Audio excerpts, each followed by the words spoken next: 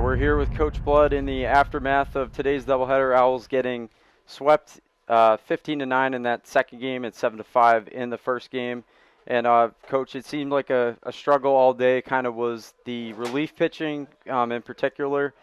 What's kind of been something that you've really been preaching to those guys overall? Well, I mean, we just said we need some guys to step up.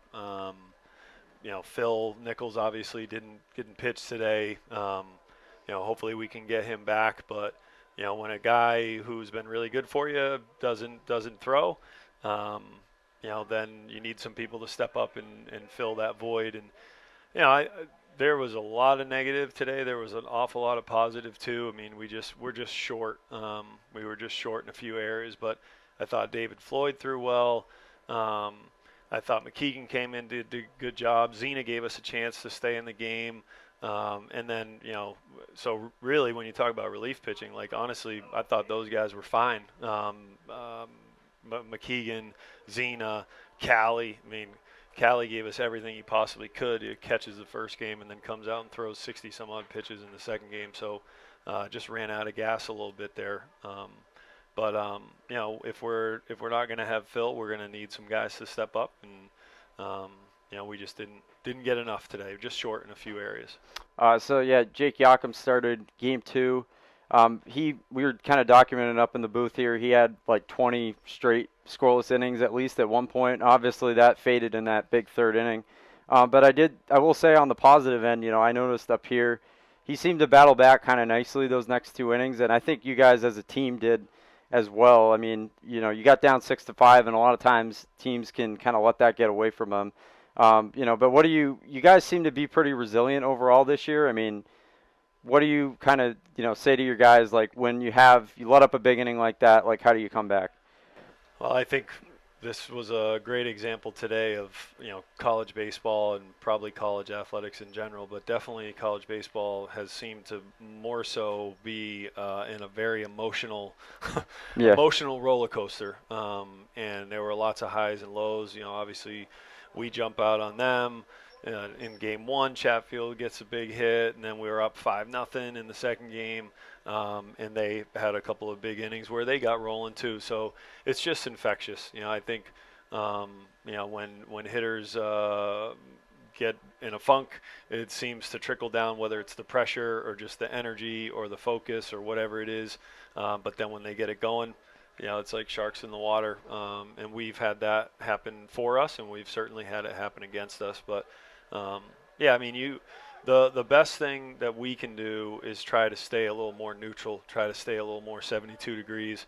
I think sometimes when you play that chirpy, back and forth game, and all the little gestures and things guys do now after doubles and strikeouts, and it's a little ridiculous in my opinion.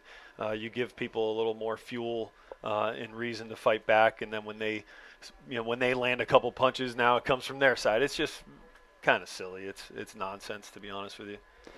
So you guys fell to 3-4 overall in LEC play. You lost 3 in a row there. But how do you plan to, you have another tough matchup coming up on the 18th. So on Tuesday against Eastern Connecticut at 3 o'clock here. How do you plan to get back on track? I mean, you were pretty close today. How do you think you guys can finish it off? Well, we talked about it again in the huddle here. There's a few deficiencies. There's a few areas where we need to improve. We need to be better. So all we can do is at practice try to continue working on eliminating those, minimizing those deficiencies. And we do have this is a continue of a tough schedule here with EastCon, and then Mitchell's a very good team.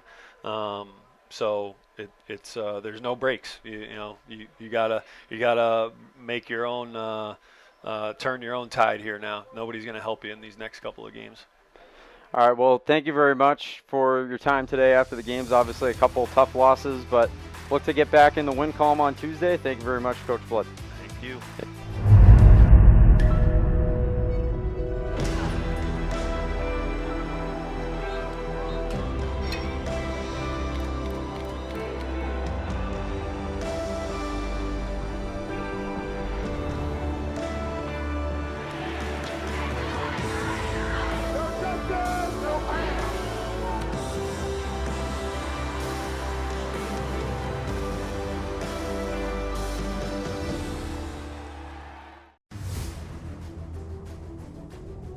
All right, back here on the Owls Media Network after that interview with Coach Blood. Thank you very much for his time.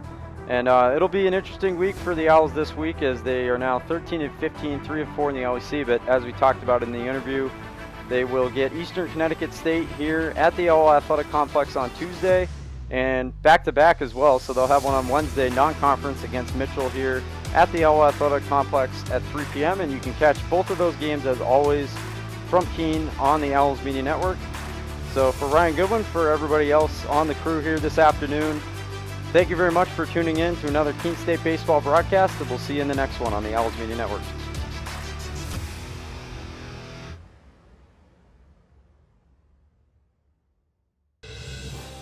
You have been watching a Keene State Athletics broadcast on the Owls Media Network. Please tune in to our next broadcast, and thank you for watching.